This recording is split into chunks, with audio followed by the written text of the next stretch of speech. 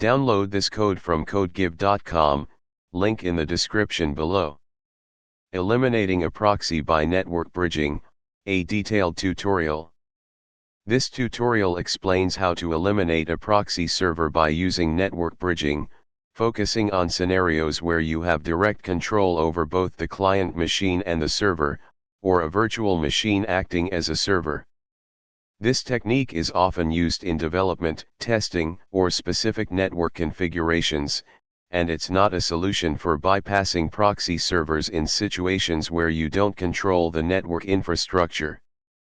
Using this method to circumvent restrictions in a corporate or public network is generally prohibited and can have serious consequences.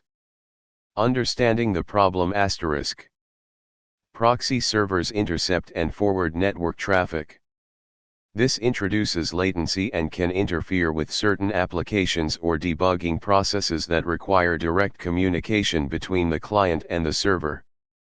Eliminating the proxy requires bypassing its interception mechanism. Network bridging offers a solution by creating a direct connection between the client and the server, effectively making the proxy irrelevant for this specific communication path.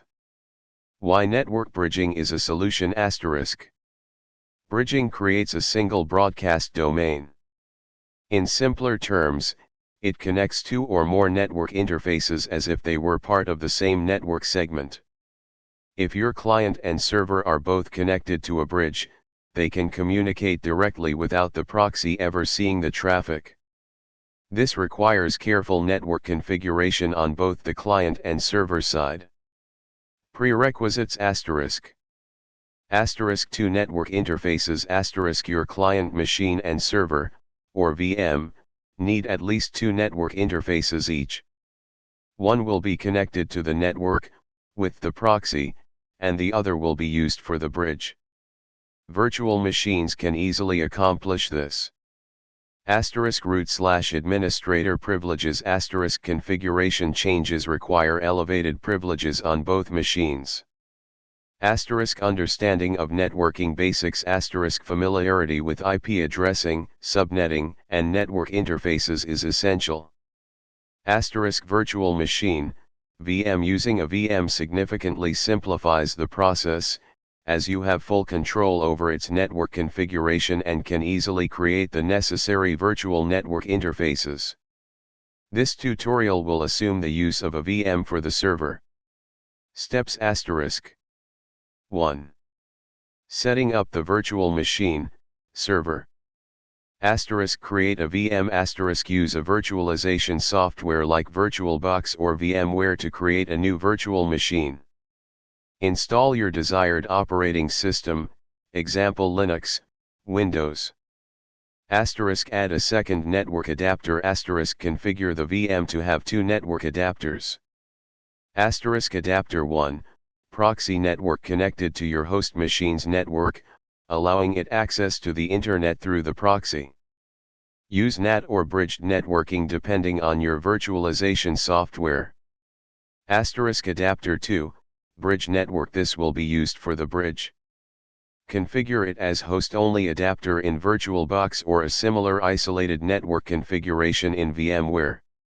This adapter will not be connected to your external network or the proxy. 2.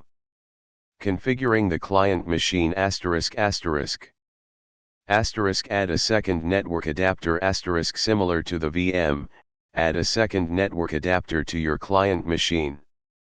This can be a physical network card, if available, or a virtual adapter if you are using a virtual machine for your client as well. Configure the host-only adapter *. This adapter needs to be configured to use the same host-only network as the VM's adapter 2. The specific configuration depends on your operating system. See the section below for OS-specific instructions. 3. Configuring the bridge ***. On both the client and the server, VM, you'll need to create a bridge. The exact method depends on the operating system. The following examples illustrate the concepts using Linux, using IP command, and Windows, using PowerShell. 3.1 Linux, Client and server. First, identify the interfaces. Use IP address to list interfaces on both client and server. Let's assume *client, eth0, proxy network, eth1, bridge network. *server, eth0, proxy network, eth1, bridge network. Then create a bridge on both machines. Assign IP addresses to the bridge interface on both client and server within the same subnet, example 192.168.56.0/24, a common host-only network range. 3.2 Windows, client and server. Use PowerShell to create the bridge. This will require administrator privileges. Replace Ethernet 2 and Ethernet 3 with your actual adapter names. You'll find the names using getNetAdapter. 4. Testing the connection ****.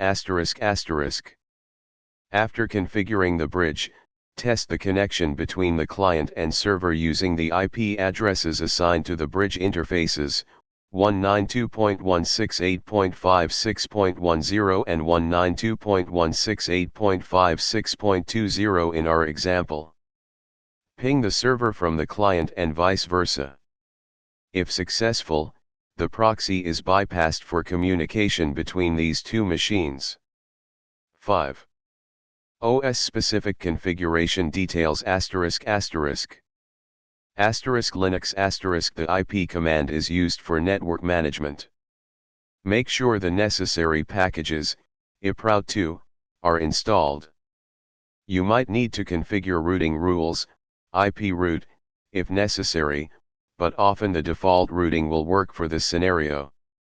**Windows *** The PowerShell commands getNetAdapter, new NetBridge, enable NetAdapter binding, set netip address are used. The interface descriptions are crucial, so double-check them. Firewall settings might need adjustments. **Mac OS ** You can use the ifconfig command, though IP is also available, and the network utility in System Preferences to create bridges and configure IP addresses. Important considerations ***. Security ** Direct communication bypasses the proxy security features. Ensure that your server is properly secured. Subnet mask * Use the correct subnet mask, /24 in our example, for your bridge network. Firewall * Ensure your firewalls, on both client and server, allow traffic on the bridge network. DHCP * If you're using DHCP, make sure it's configured correctly for the bridge network, although static IP assignment is usually preferred for this specific scenario. Cleanup * After you're done, remember to remove the bridge and revert network configurations to prevent conflicts. This detailed tutorial provides a comprehensive approach to eliminating proxy interference using network bridging. Remember to adapt the commands and configurations according to your specific operating systems and network setup. Always prioritize security and be mindful of network policies when implementing this solution. Improper use can lead to network instability or security vulnerabilities. This method should only be used in controlled environments where you have full control over both the client and server.